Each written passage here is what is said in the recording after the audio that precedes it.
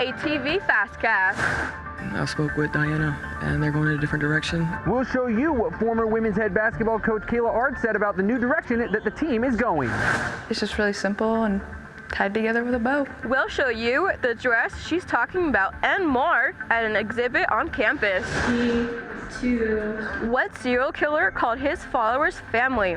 We'll show you if these trivia takers knew the answer. Yesterday, the quad was packed with people soaking in some sunshine.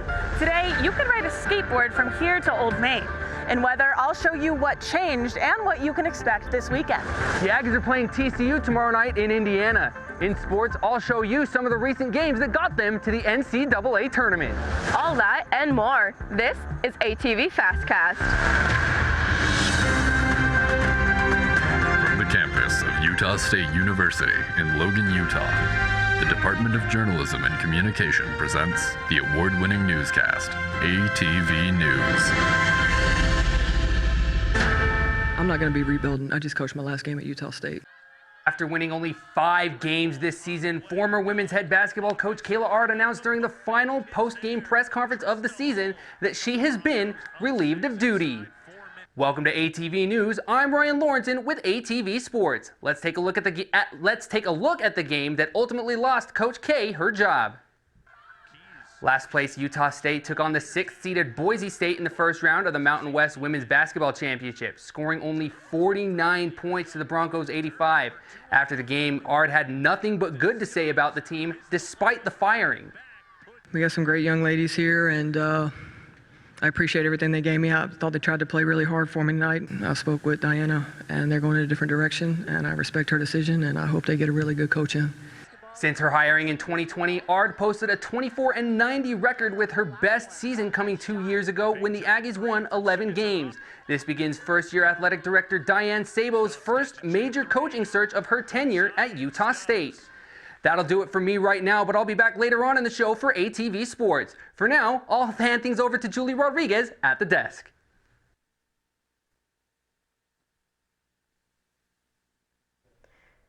Bodices, buttons, belts, and bows. The Dressed in White exhibit showcases changes throughout women's fashion history. You can see dress styles from the 1700s up to the 1950s at the Chase Fine Arts Center. The showcase marks the grand finale of costume designer Nancy Hill's white exhibits. A gallery assistant says, Hills made the dresses white so it's easier to see the pattern lines. I think they're beautiful. I think they showcase like the transition throughout the years of styles, and I think it's so cool how it's changed throughout the years. Humphrey says her favorite dress on display is the 1954 evening gown tied with a bow on the back. The exhibit is open throughout March 27th. For more information, check out our Facebook page. It was trivia night in the TSC.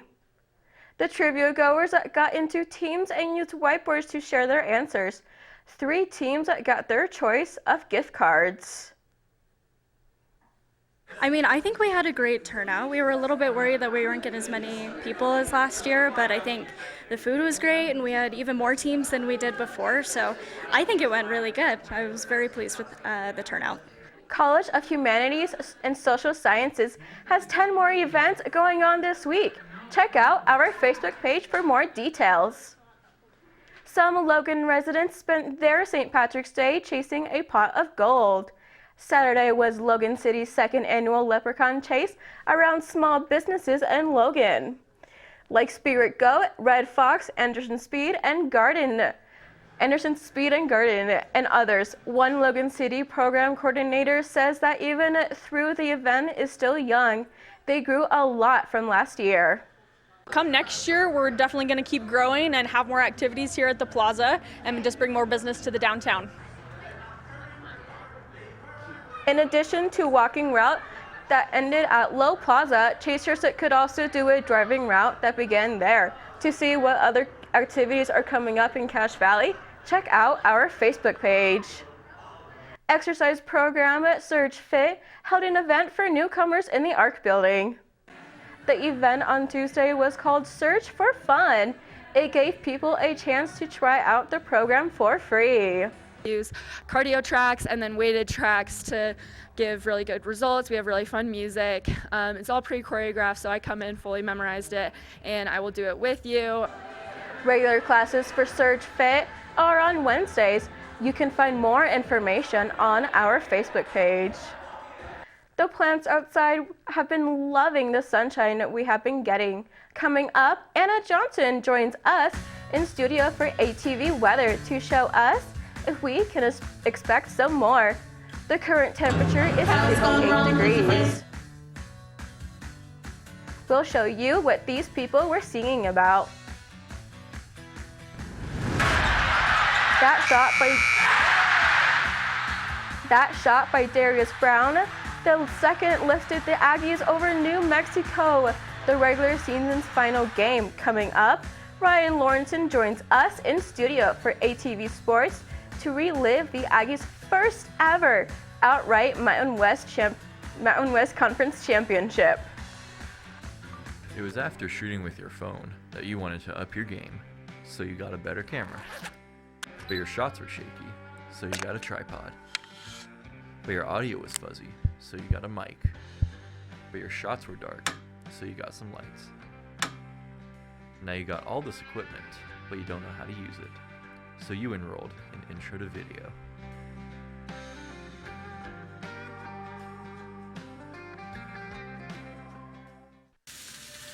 Coming to college with high male expectations?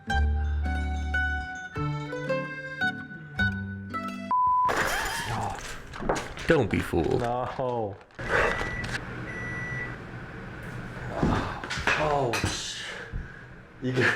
Are your male expectations not meeting your reality?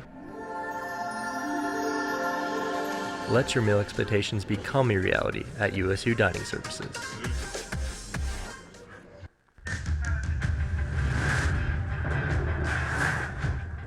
Welcome back to ATV Weather. I'm Anna Johnson. Let's jump right into our national radar. Now, if you take a look at the northern part of the country, you'll see this huge band of precipitation going all the way from the western part of Canada and into southern Wisconsin.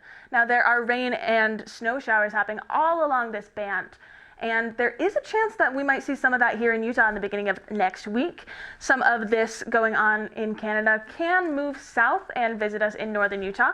I'll have more on that in our 7-day forecast. But what I really want to show you is this down near Houston. There is so much happening down here. They are under a thunderstorm warning, and they're telling residents to stay away from bodies of water that lead toward the Gulf of Mexico in small boats because they can be dangerous. We are not seeing anything like that here in Utah. If we take a look at our state radar, we have just a little bit of cloud cover, some scattered showers popping up along the state that are giving us a little bit of a taste of spring. We've been having summer temperatures here today, but the last few days have been absolutely gorgeous. It looks like summer out there instead of spring. So let's look at what it looked like yesterday on USU's quad. If you take a look at this still that I shot yesterday, it is packed out there. There is absolutely no room for anybody else to join the quad. If you're trying to play Ultimate Frisbee, I think you're out of luck. You're gonna be tripping over people doing their homework and watching lectures and soaking in some of those spring rays of sunshine. If you want to play Ultimate Frisbee, I'd recommend getting out there today. Look at the way that the quad looked this afternoon. It is absolutely empty. There is plenty of room for you to run around. There's a few people walking to and from their classes, but ultimately, it was not a good day to be out on the quad. If we take a look at our 7-day forecast, looks like more of that into the future. We have got cloudy skies for the next few days. Highs in the high to mid 50s and low in the 30s. And then looking into the beginning of next week, there is a chance of some snow and rain showers on Tuesday. We've got a high in the 40s and a low of 30. And then the next day on Wednesday, it does look like there's a chance we're going to see those summer temperatures we've had the last couple days creep barely back in with some sun peeking out of those clouds that we'll be under for the next few days. And that's all we have in weather today. Back to you at the desk, Julie. Thanks, Anna. Cowboy Poetry held an event filled with singing and poetry being read. A big fat person is charlatan smile. 5 individuals read and sung their poetry in front of audiences at the Cache Valley Cowboy Poetry event. It's music that you can identify. Even people that don't live in the country can identify with a lot of stuff that goes on, and it's just good. Yeah, something my family can participate in, and something that all families can participate in. We've made it very family friendly. Event coordinator Del Major says cowboy poetry is an oral tradition filled with stories from the past and new ones. It is also, end quote, Western flavor of poetry.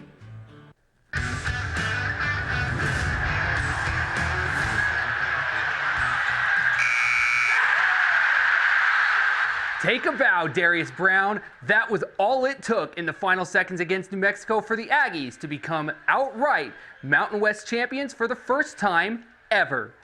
Welcome to ATV Sports. I'm Ryan Lorensen. We'll take another look at that shot from Darius Brown in just a bit as we take a trip back in time to the final game of the regular season. It was another weekend sellout at the Spectrum, this time honoring two seniors before taking on the Lobos of New Mexico. After an early Lobo lead, Isaac Johnson got things started for the Aggies with an easy layup after a nice wraparound pass from Ian Martinez.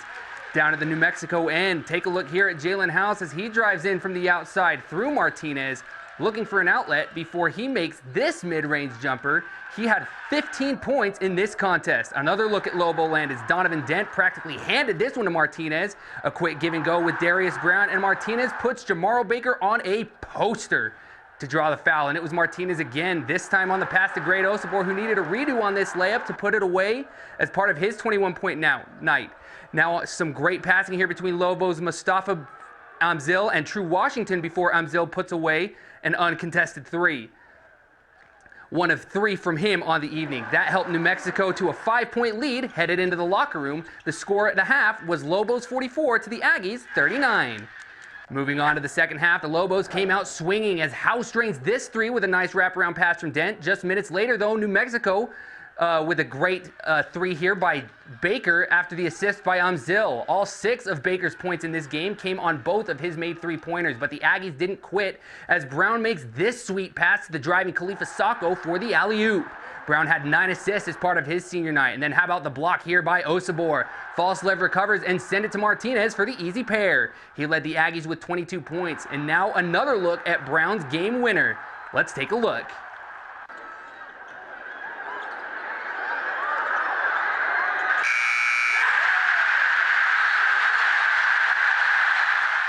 That was Brown's final shot and made three-pointer at the Spectrum.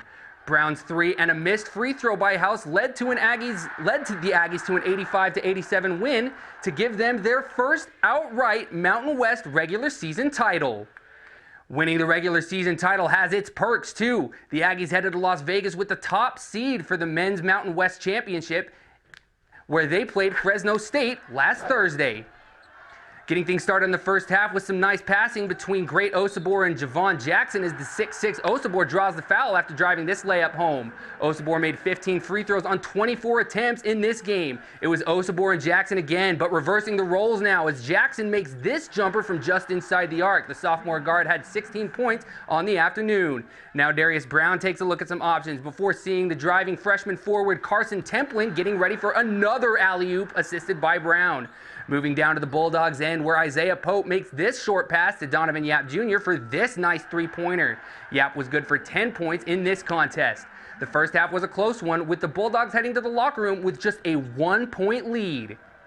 Moving into the second half, the Aggies started with some perfect passes from Ian Martinez to Brown before Isaac Johnson dishes it to Osibor for another easy couple of points, despite 2 Bulldogs being there on the coverage. How about another look at Johnson as he sends this inbounds pass from Brown to the rim all the way from the Las Vegas Strip. Johnson had 8 points and 2 threes made in this game. A hectic moment here now as Josh Aduje loses the ball. Luckily, Brown recovers and continues his 3-point scoring ways to put the Aggies up by 9. And another dish from Brown to Johnson here for his second 3-point jumper of the game. Check out the pass here from Brown, and then this one again from the strip. Brown had a team-high 11 assists on the game. The Aggies went to overtime to win it 75-87. Here's what Great Osibor had to say about the game. We tend to thrive in close games, and I'm glad of that. I'm happy for our team's resiliency and the way that we stick together in close games. That win put the Aggies up against San Diego State in the semifinal game the very next day on Friday. Darian Trammell got San Diego State in the game early with this three-point jumper, but Utah State would not be deterred. As Trammell goes down, take a look here at Johnson now, who finds Martinez, finding Osabor, who jams it home to tie things up at 5. Now Brown here on the quick turnaround after a rebound, quickly finding Martinez, who sends it away home for 3 points. Good for the Aggies' first lead of the game. Now Osabor takes the lead here and drives all the way in from half court for yet another slam dunk. He led the Aggies with 19 points in this game. After a hard-fought first half, the Aggies went to the locker room with a 3-point lead over the Aztecs. After the break, San Diego State got things started again after this pass by Lamont Butler for the 3-point jumper by Micah Parrish. His only 3 of the game, and the Aztec faithful absolutely loved it. And another 3-point jumper, this time by Jaden Ledee after the pass by Trammell. He had a game-high 22 points. Now down to the Aggie end, where Ian Martinez takes a look at the court before making the 3-point shot over the 6'9" Ledee to tie things up at 48. The second half was all Aztecs, though, as they scored an even 50 in the second half to win the semifinal game, 86 to the Aggies 70. Aggies head coach Danny Sprinkle says the team has a lot to work on before the NCAA tournament. We need to get tougher and a lot more physical, I know that. And that showed tonight, and we're going to find a way to get that done. I promise you that. After the Friday loss to the Aztecs, the Aggies eagerly awaited their fate on Selection Sunday. Here's what head coach Danny Sprinkle had to say of the NCAA tournament and the Mountain West's chances at the big dance. That's the great thing about the Mountain West is it builds you for the tournament, because every game we play is like a tournament game. The atmospheres that we play in, the venues in the Mountain West Conference are tremendous. The intensity, the physicality, like all that is it's gonna help, our whole entire league once we get to the tournament. The Aggies earned themselves the 8th seed in the Midwest part of the bracket after a historic season. They'll play 9th seed TCU tomorrow night at the Gainbridge Fieldhouse in Indianapolis. Tip-off is scheduled for 7:55 Mountain Time on TBS. In other Utah college basketball news, BYU lost to Duquesne earlier today, 71-67, leaving Utah State as the only Utah school remaining in the 2024 tournament bracket. And softball held their home opener against Idaho State on Tuesday at Johnson Field. First-year athletic director Diana Sabo was at the mound to throw the first pitch at the first home game of the 2024 season.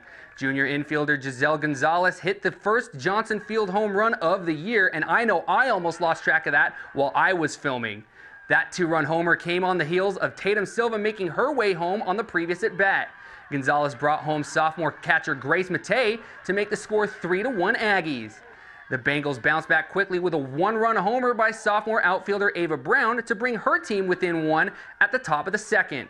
Some back and forth from then all the way to the bottom of the 6th, where the score is tied at 4. Enter Allie Ashner for the Aggies, and her second homer of the game, her third of the season. Finally, a sacrifice bunt by Ariel Fafita brought home Claudia Medina to help the Aggies move to a 6-4 win, and the team was excited to get that one at home. I think at the end of the day, you have nothing else and nobody else to play for. So obviously a team win is huge, and we all had to tag along some way today. Despite the win, though, the Aggies' new head coach says the team has a lot to work on before they reach their peak. I'm a little disappointed in our effort coaching-wise, and on all 3 of us on the coaching staff, we got to do a better job of getting our team ready. The team will be back in action this weekend with a 3-game series against Boise State. To see where else the Aggies will be in action this week, you can check out our Facebook page. In the meantime, you're all caught up on sports, so I'll hand things back over to you at the desk, Julie.